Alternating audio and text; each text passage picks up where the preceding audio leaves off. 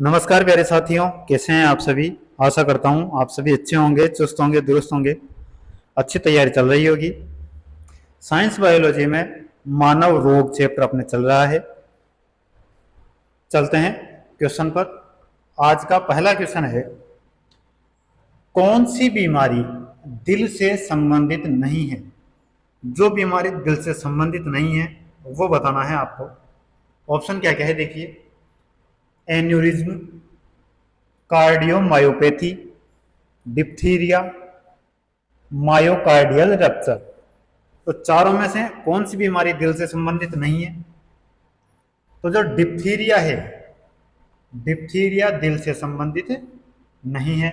तो right answer होगा option number सी। अब ये दिल से संबंधित नहीं है तो किससे संबंधित है। तो ये गले से संबंधित है। ये गले से संबंधित है। कौन से जीवाणु से होती है ये। तो ये बीमारी कोरिनी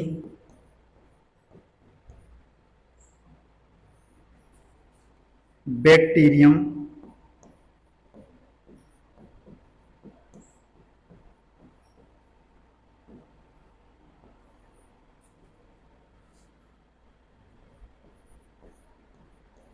डिप्थीरी कोरिनी बैक्टीरियम डिप्थीरी नामक जीवाणु से होती है।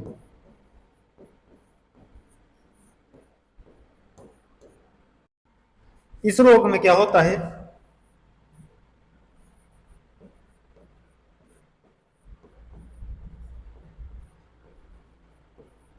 इस रोग में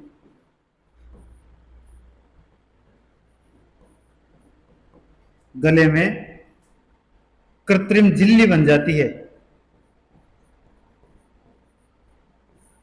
कृत्रिम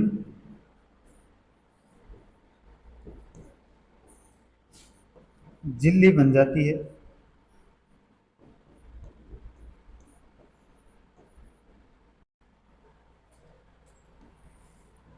इस रोग से बचाव के लिए कौन सा टीका लगाया जाता है।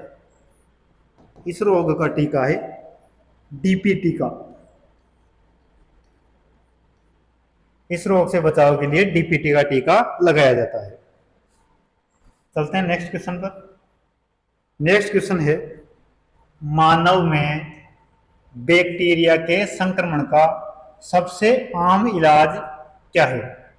जब बैक्टीरिया का संक्रमण होता है उसका सबसे आम इलाज कौन सा है वो बताना है। Aspirin, antibody, antibiotics, antigen. तो बैक्टीरिया के संक्रमण का जो सबसे आम इलाज है वो होता है antibiotics. Option number C right answer.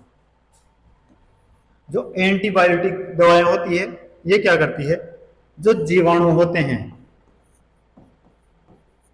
जीवाणु के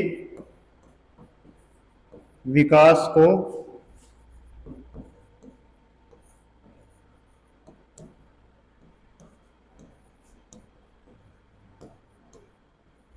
अवरुद्ध कर देती है। अवरुद्ध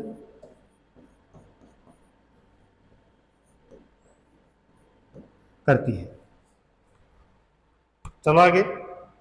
नेक्स्ट क्वेश्चन है, हाल ही में मिट्टी में बैक्टीरिया संवर्धन की एक नई विधि का प्रयोग करके खोजी गई नवीनतम एंटीबायोटिक कौन सी है जिसे दवाओं के प्रति बढ़ती प्रतिरोध से लड़ने में मदद करने की उम्मीद है। ऑप्शन देखिए, ऑप्शन क्या क्या है। Tixovectin, dalbavancin, cefepime, daptomycin. तो कौन सी। तो इसका राइट आंसर हो जाएगा tixovectin antibiotic. Option number A right answer. Tixovectin जो एंटीबायोटिक है ये कहां खोजी गई है, ये मिट्टी में खोजी गई है। Option number A right answer. Next question, निम्नलिखित में समानता का पता लगाएं। समानता का पता लगाना है किस किस में, common cold, ringworm, conjunctivitis, whooping cough, इन चारों में समानता का पता लगाना है। तो क्या क्या है? ऑप्शन ए है ये सभी असंक्रामक रोग हैं। ऑप्शन बी ये सभी उपचारात्मक उपचार को प्रतिक्रिया नहीं करते। सी है ये सभी संक्रामक हैं। और डी इन सभी के लिए कोई निवारक उपाय उपलब्ध नहीं है। तो चारों में जो समानता है वो क्या है? ये सभी क्या है? संक्रामक हैं। Option number C right answer, ये सभी संक्रामक है। अब देखो जो कॉमन कोल्ड होता है,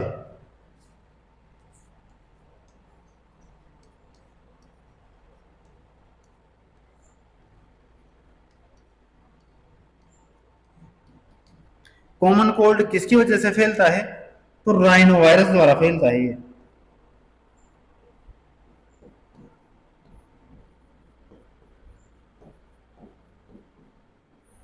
कॉमन कोल्ड राइनो वायरस द्वारा फैलता है।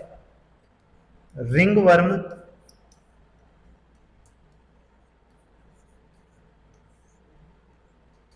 रिंग वर्म किसके द्वारा फैलता है? ये फैलता है कवक के द्वारा फैलता है। और कवक का नाम क्या है? ट्राइकोफाइटॉन। ट्राइको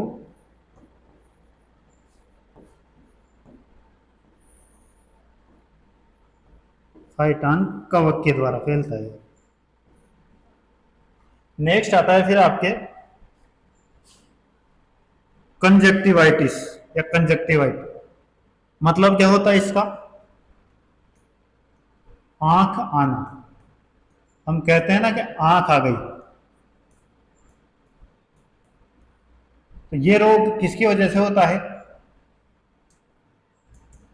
तो ये रोग होता है जो बारिश के दिनों में जो बैक्टीरिया होते हैं, वायरस होते हैं, धूल मिट्टी, इनकी वजह से, आंख में जाने की वजह से ये रोग होता है। और ये भी कैसा एक संक्रामक रोग है। फिर नेक्स्ट आता है वूपिंग कफ। वूपिंग कफ का मतलब होता है काली खांसी। काली खांसी। काली खांसी किसकी वजह से होती है? तो ये होती है बेसिलस पर्ट्यूसिस नामक जीवाणु के कारण। ये होती है बेसिलस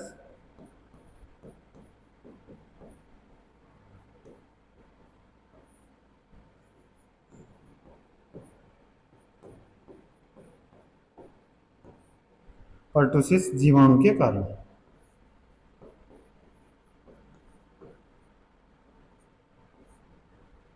आई बात समझ में?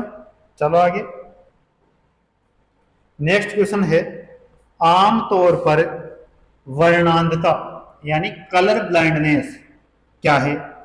ऑप्शन देखिए, एक आनुवांशिक प्रकृति, बी है एक गैर आनुवांशिक स्थिति, सी जीवन शैलीगत बीमारी, डी है प्रकाश में अनावरण के कारण।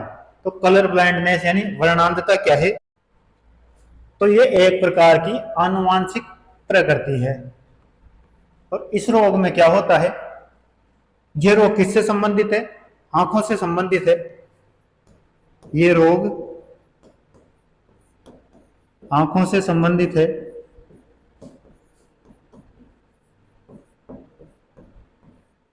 इस रोग में क्या होता है? इस रोग में जो रंग होते हैं, तो रंगों का बोध नहीं हो पाता।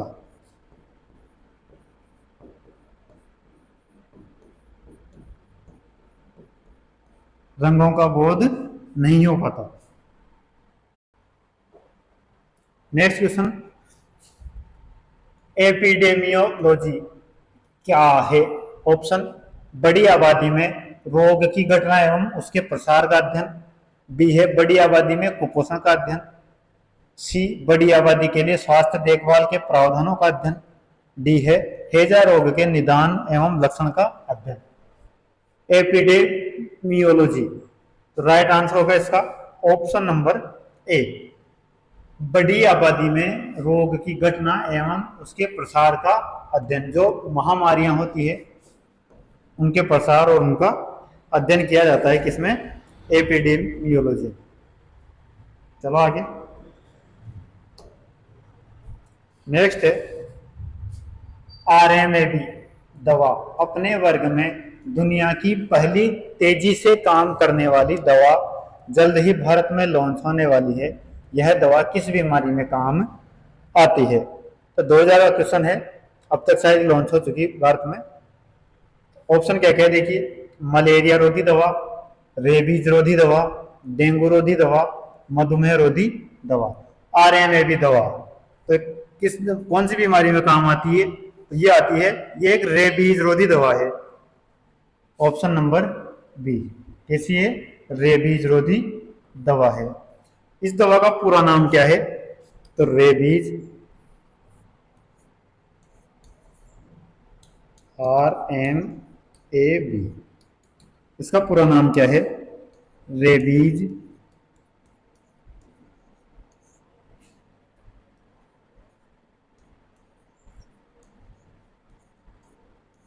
ह्यूमन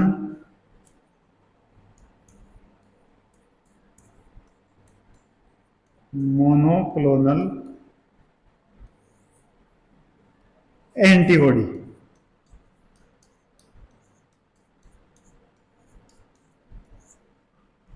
ये इसका पूरा नाम है। नेक्स्ट क्वेश्चन, रिक्त स्थान चश्मा से ठीक नहीं किया जा सकता। ऑप्शन क्या है? जरा दृष्टि दोष, दीर्घ दृष्टि दोष, मोतियाबिंद, निकट दृष्टि दोष। तो कौन सा रोग है जो चश्मे से ठीक नहीं किया जा सकता?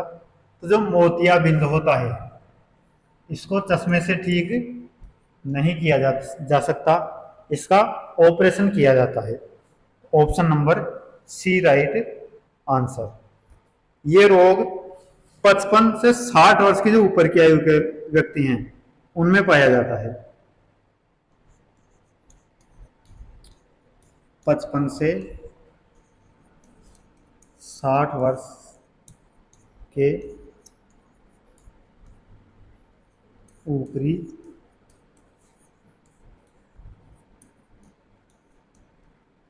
आयु के व्यक्तियों में पाया जाता है। इसमें क्या होता है, जो लेंस होता है, लेंस में धुंधलापन आ जाता है।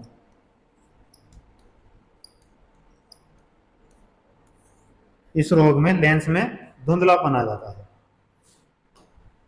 नेक्स्ट क्वेश्चन, निम्नलिखित में से किस व्यक्ति ने पोलियो का टीका विकसित किया था? पोलियो का टीका किसने विकसित किया था वो बताना है आपको। ऑप्शन क्या क्या है?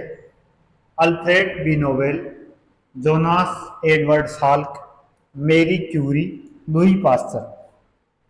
तो जो पोलियो का टीका विकसित किया था वो किया था जोनास एडवर्ड साल्क ने। Option number B, Jonas Edward Salk ने पोलियो का टीका विकसित किया था। अब आता है जब पोलियो की ड्रॉप आती है, पोलियो ड्रॉप,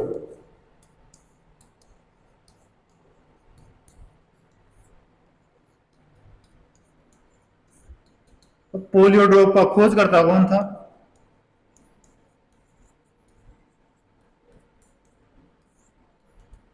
पोलियो ड्रॉप का खोजकर्ता था अल्बर्ट साबिन।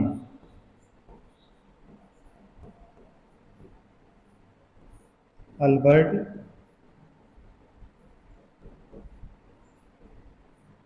साबिन। आई बात समझ में? चलो आगे। नेक्स्ट क्वेश्चन है, निम्नलिखित में से कौन सा कृमि हाथी पांव का कारण बनता है? हाथी पांव क्या है? एक रोग है। तो कौन से कृमि की वजह से हाथी पांव रोग होता है वो बताना है आपको। Tape worms, round worms, filarial worms, hook worms. तो जो हाथी पांव रोग होता है वो होता है फाइलेरियल वर्म्स के कारण। Option number C right answer. Next question है, निम्न में से किस कृमि के कारण फील पाँव होता है? गोल कृमि, फाइलेरियाई कृमि, सूची कृमि, केंचुआ। तो राइट आंसर क्या होगा इसका भी? ऑप्शन नंबर बी, फाइलेरियाई कृमि। फील पाँव बोलो चाहे हाथी पाँव बोलो, दोनों रोग एक ही हैं। तो राइट आंसर होगा फाइलेरियाई कृमि। नेक्स्ट क्वेश्चन, रिक्त स्थान यौन संक्रमित बीमारी नहीं है। यौन संक्रमित बीमारी, गोनोरिया, सिफिलिस, कैंडिडियोसिस, मस्से। तो यौन संचारित रोग कौन सा नहीं है इनमें से? तो कैंडिडियोसिस जो है वो यौन संचारित रोग नहीं है। Option number C right answer. ये क्या है? ये एक कवक संक्रमण है। कवक संक्रमण है। Option number C right answer. Next question है, हीमोफीलिया क्या है?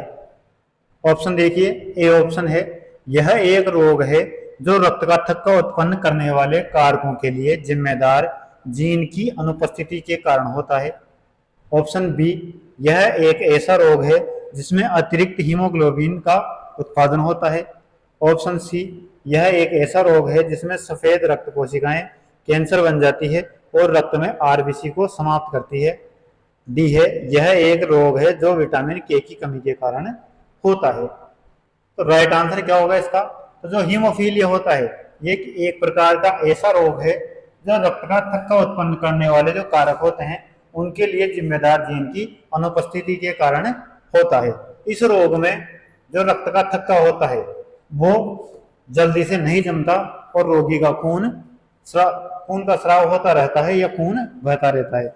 आमतौर पर जो खून का थक्का जमता है वो 2 से 7 मिनट में खून का थक्का बन जाता है, लेकिन इस रोग में क्या होता है, जो रोगी होता है उससे आधे घंटे से लेकर 24 घंटे तक भी खून का थक्का नहीं जम पाता। तो राइट आंसर होगा इसका option number A. Next question, HIV AIDS से पीड़ित लोगों के लिए किसने वायरल लोड टेस्ट लॉन्च किया था? ऑप्शन देखिए, डॉक्टर हर्षवर्धन, जेपी नड्डा, अश्विनी कुमार चौबे, राजनाथ सिंह।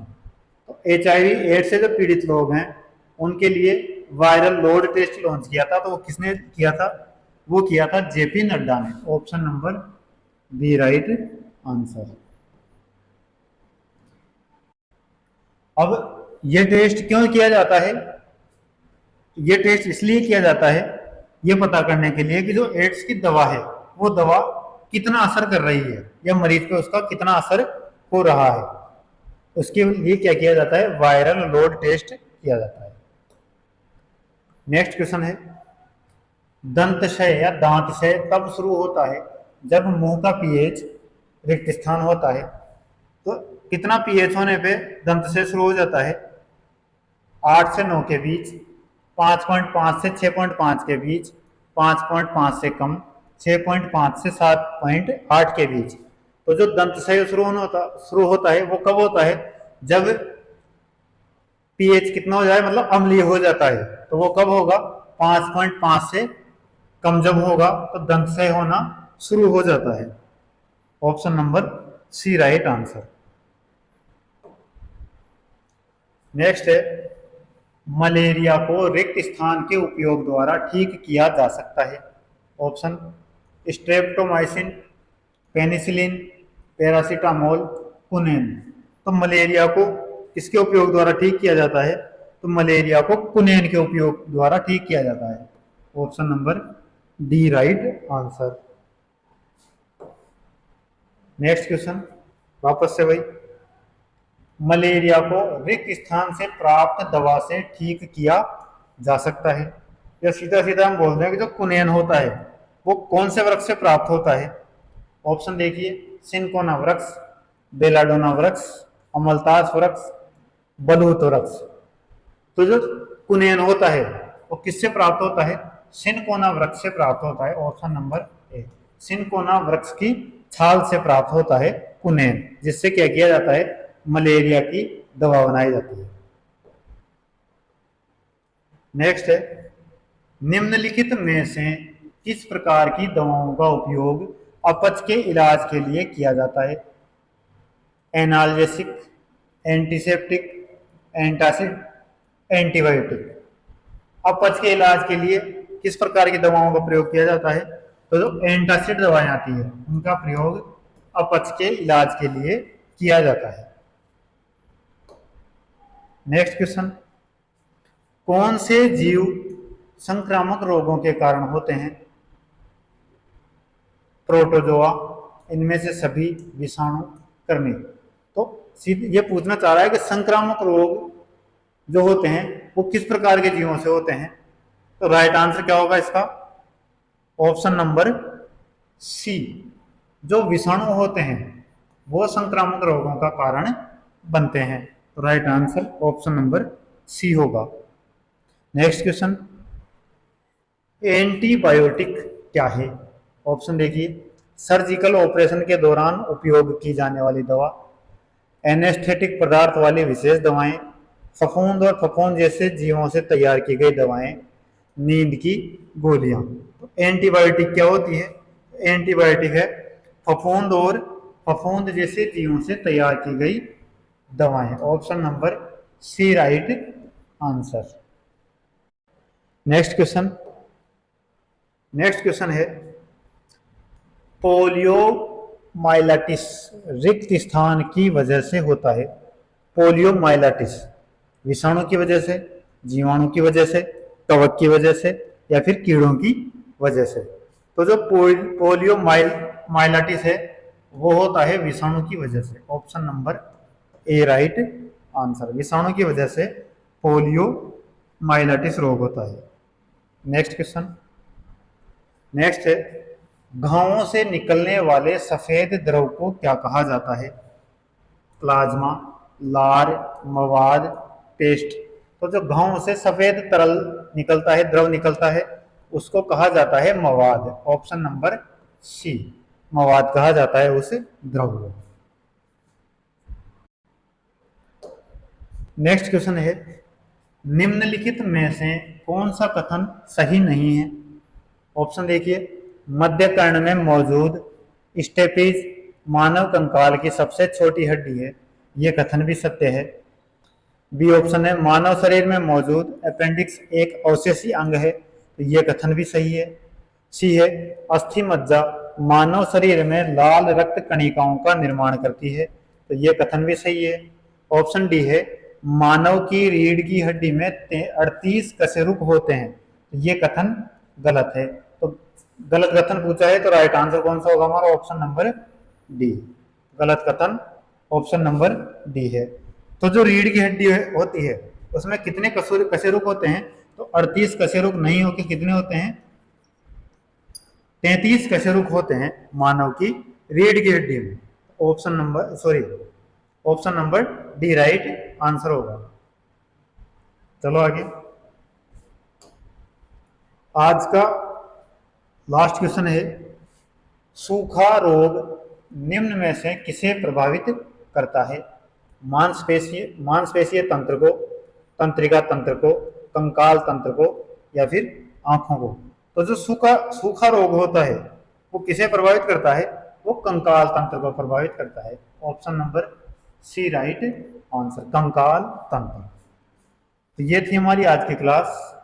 आज की क्लास के साथ ही जो मानव रोग टॉपिक था वो भी संपूर्ण हुआ। तो आज की क्लास को समाप्त करते हैं। क्लास की पीडीएफ टेलीग्राम चैनल पर मिल जाएगी, जिसका लिंक डिस्क्रिप्शन बॉक्स में दिया गया है, वहां से जाके आप पीडीएफ प्राप्त कर सकते हैं।